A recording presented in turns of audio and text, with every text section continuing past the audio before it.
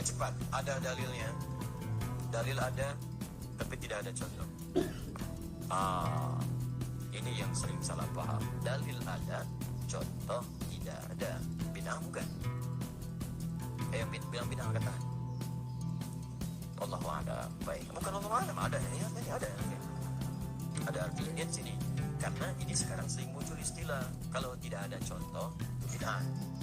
Enggak ada contoh itu bid'ah. Padahal banyak dalil yang Nabi belum tentu mencontohkannya. Kenapa Nabi tidak mencontohkan langsung? Karena boleh jadi hal yang dimaksudkan teman-teman sekalian tidak sama, tidak cocok antara apa yang Nabi kemudian rasakan dengan yang umat akan jalani. Seleranya bisa beda, bisa lain. Contoh, dog, daging dog yang mirip dengan biawak penampakannya, ya. Tapi dog beda antara biawak dengan dog lain di padang pasir. Khalid bin Walid itu tiba-tiba dengan Nabi jalan dalam satu ekspedisi militer. Kemudian setelah itu beliau menombak tuh, ditombak, bahkan dihidangkan pada Nabi. Begitu dihidangkan, Nabi tidak makan, dia aja. Nah, Khalid sangat pintar sekali. Beliau ingin memastikan hukum ini, apakah ini memang dilarang atau tidak. Maka beliau ngambil dimakan, ternyata Nabi diamkan. Nah, dalam hukum usul fikih ada yang disebut dengan takdir. Takdir itu ketetapan Nabi pada sesuatu yang tidak beliau melarang, tidak juga mengiyakan. Ini menandakan itu boleh dilakukan. Sebab kalau dilarang, itu seketika Nabi akan katakan jangan makan, itu haram. Tapi ketika Nabi diamkan makan di hadapan Nabi, dibenarkan oleh Nabi, sekalipun Nabi tidak makan untuk mencontohkannya. Kata para ulama hadis, kalau itu memang boleh, kenapa Nabi nggak makan? Persoalannya Nabi nggak selera makan tuh. Saya ingin mengulas dua perbedaan antara Abdul Qadir Jawas dan Ustadz Ade Hidayat. Jadi ini berkaitan dengan pembicaraan sekitar bid'ah. Antara bid'ah yang dikemukakan oleh Ustadz Abdul Qadir Jawas dan Ustadz Ade Hidayat. Mengapa hal ini penting dibicarakan? Karena pada konsep pemikiran keduanya itu ada beberapa persepsi perbedaan.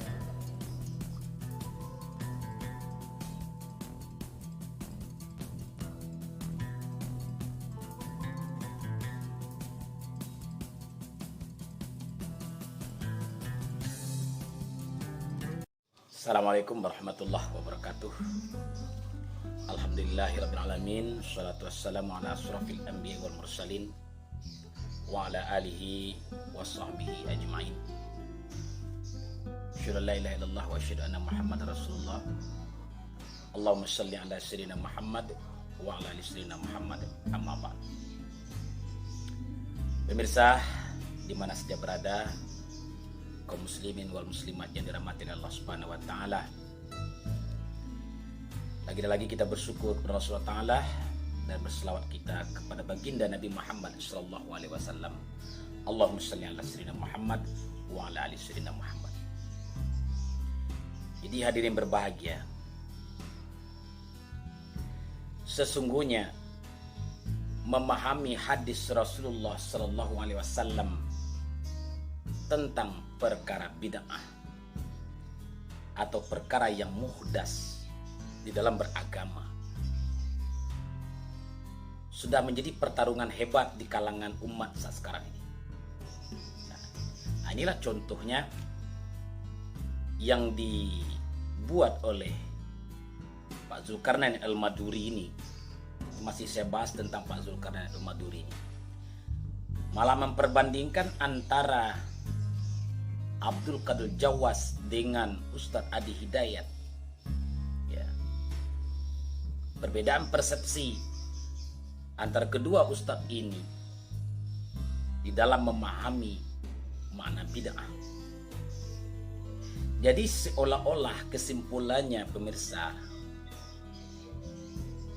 di dalam kontennya Zulkarnain Al-Maduri ini,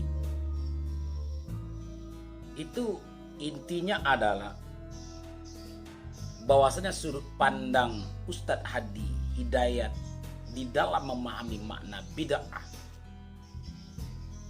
itu tidak sesuai dengan makna hakikinya atau makna sebenarnya. Jadi kalau boleh kita terjemahkan bahasanya Zulkarnain ini, jadi yang betul itu adalah pendapat Abdul Qadir Jawas. Jadi makna bid'ah yang sebenarnya itu, ya, yang betul itu adalah orang-orang Salafi Wahabi, begitu intinya.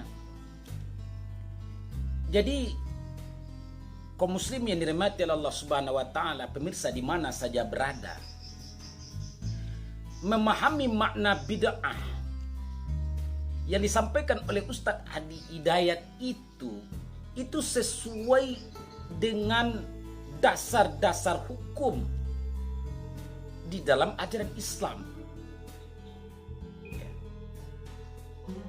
Dan itu bukan ngarang-ngarang bebas, tidak. Beliau berbicara sesuai dengan aturan-aturan main hukum Islam itu sendiri. Jadi ini saya sampaikan kepada Zulkarnain Al-Maduri dan pengikut-pengikut beliau, ya. Cobalah Anda pelajari lagi yang betul, jangan setengah-setengah memahami makna bid'ah itu. Seperti yang Anda sampaikan bahwasanya Imam Syafi'i mengatakan, ya, bid'ataini. Bid'ah itu ada dua. Coba diteruskan memahaminya dan didalami, digali apa hakikat bid'ah. Tapi sayang ya, saya tidak paham juga lah dengan prinsip Anda ini, ya, dan kawan-kawan Anda yang lain-lain. Ya, bermohonlah hidayah kepada Allah SWT, ya. Jadi memahami bid'ah atau perkara yang muhdas di dalam beragama, jangan menurut selera Anda. Tidak bisa. Jadi kalau hanya menurutkan selera kita di dalam memahami itu, maka akan sempit pola pikir kita. Ya. Seperti itu. Sempit jadinya pola pikir, sempit jadinya dada kita ini di dalam memahami apa yang muhdas dalam beragama. Jadi untuk mendapatkan hukum hakamnya tadi itu, di dalam memutuskan suatu perkara, jangan langsung dicap langsung, oh itu bid'ah, dan bid'ah itu tidak boleh. Tadi itu sudah sangat jelas, ya. Sampel yang dikasih oleh Ustadz Hadi Hidayat itu sangat jelas, ya. Wah, itu kan yang disampaikan Ustadz Hadi Hidayat itu adalah definisi secara lughah, secara bahasa, ya. Dan itu menurut Anda tidak pas, tidak cocok dengan sasaran sebenarnya. Jadi haruskah cocok dengan pendapat Anda begitu? Harus cocok dengan pemahaman Salafi Wahabi begitu? Jadi Pak Zulkarnain Al-Maduri dan CS-CS-nya saya sampaikan, ya. Memang yang disampaikan Ustadz Abdul Qadir Jawas tadi itu hadis Rasulullah SAW bahwasanya telah sempurna agama ini, sudah sempurna, hukum dasarnya sempurna, hukum dasarnya sempurna. Tapi coba Anda tilik, ya, sesuai dengan perkembangan zaman. Jangankan zaman akhir ini, ya, masih sezaman dengan kehidupan Rasulullah SAW. Setelah Rasulullah wafat, maka para sahabat tadi itu sudah mulai ada perbedaan pendapat antara mereka. Ada, tengok lagi tarikh Islam itu, sehingga terjadi perpecahan umat, ya. Kalau di zaman Abu Bakar, ya, masih terkontrol umatnya. di zaman Umar ya masih terkontrol umat ini. Mulai dari dalam masa kepemimpinan Utsman dan Ali, maka semakin banyak permasalahan yang muncul. Karena kenapa? Karena perbedaan pendapat. Ya, anak coba buka lagi pelajaran tarikh ya. Di dalam memahami hukum-hukum Islam ini, maka terjadilah perpecahan umat. Apalagi kita di akhir zaman ini Pak Zul ya. Anda punya sudut pandang, Abdul Qadir Jawas punya sudut pandang, Ustadz Hadi Hidayat punya sudut pandang, dan saya pribadi pun punya sudut pandang. Ya. Kita punya sudut pandang yang berbeda di dalam memahami ini. Tetapi sudut pandang itu tuh bisa kita sesuaikan dengan hukum-hukum Allah, dengan hukum Rasulullah SAW. Selagi kita berpegang kepada dua perkara ini, lam tadillu abada, kita tidak akan tersesat selama-lamanya.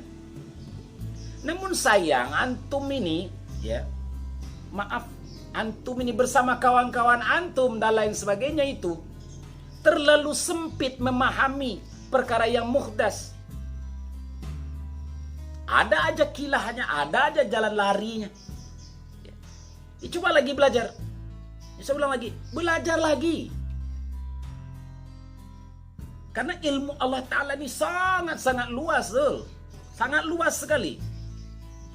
Jadi tengok sekarang nih turunan-turunan hukum-hukum itu macam mana. Bukan hanya satu bid'ah saja, ya, sehingga hilang hukum lain, ya, hukum wajib, hukum sunnah, ya, hukum haram, ya, hukum mubah dan lain sebagainya. Seolah-olah Anda menghilangkan itu, jadinya kalau cuma hanya satu toh jadi bid'ah, akhirnya masuk neraka.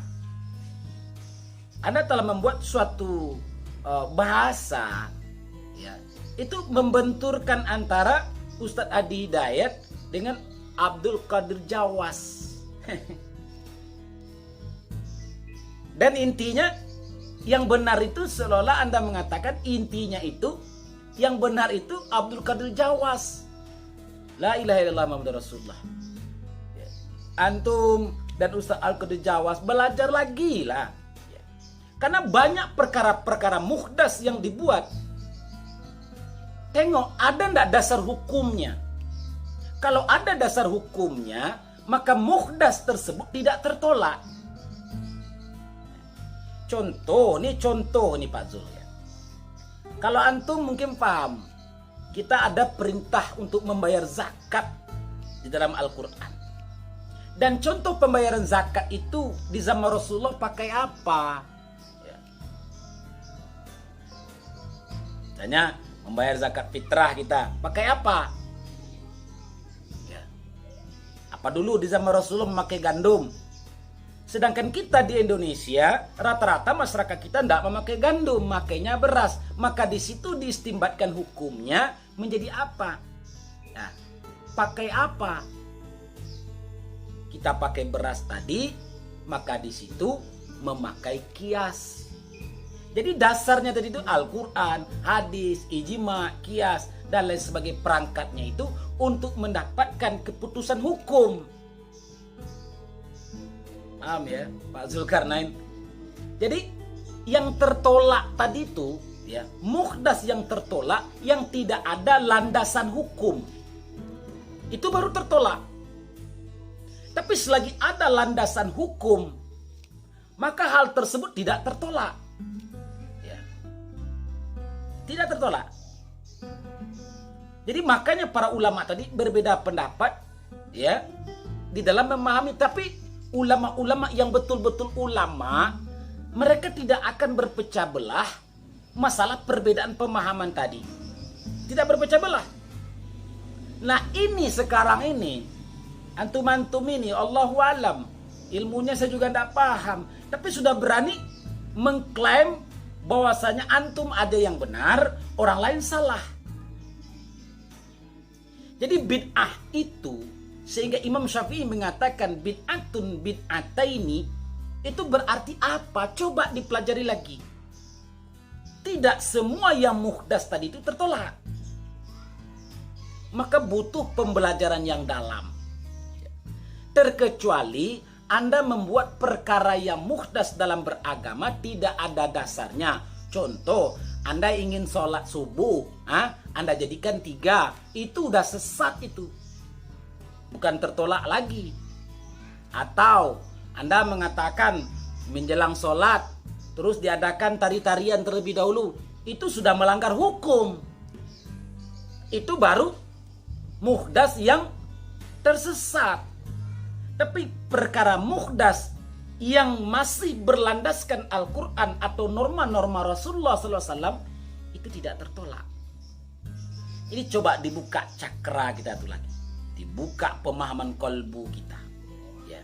Sehingga umat ini jangan Anda bodoh-bodohi terus, dikit-dikit bid'ah, dikit-dikit sesat, dikit-dikit neraka. Ya. Akhirnya nanti rombongan-rombongan Anda mengatakan diolok-oloknya dengan bahasa orang alergi dengan hadis. Bukan alergi dengan hadis, ya. Tidak ada orang mukminin yang alergi dengan hadis. Cuman antum itulah yang menjadikan hadis Rasulullah untuk memecah belah umat. Masya Allah. Jadi sudahlah, ya. Pahami dulu. Anda paham tidak dengan makna yang dikatakan perkara-perkara bid'ah itu? Anda paham tidak apa itu bid'ah? Apa yang dikatakan muhdas itu yang mana? Karakteristik yang macam mana yang digolongkan muhdas yang tertolak itu? Pelajari terlebih dahulu, baru menjustifikasi. Kemudian di rombongan Anda juga ini saya perhatikan, ya. Kalau betul-betul orang aswaja, ya, orang Ahlussunnah wal Jamaah, ya, tidak ada yang melenceng dari jalur. Tidak ada yang melenceng dari dasar-dasar hukum Islam. Tidak ada.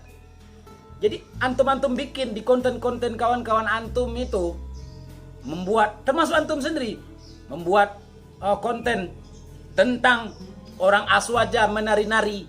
Antum ingat, itu bukan perbuatan aswaja. Itu adalah orang-orang yang benci dengan aswaja, yang ingin memojok-mojokkan Ahlussunnah wal Jamaah. Ingat, apa kau tidak baca? Apa kau tidak ulang-ulang? Yang benci dengan ajaran Islam itu banyak. Walan tardu ankal yahudu walan nasara hatta tattabi'a millatahum. Tidak akan reda orang Yahudi, orang Nasrani sebelum kita ini semua ikut kepada milah-milah mereka.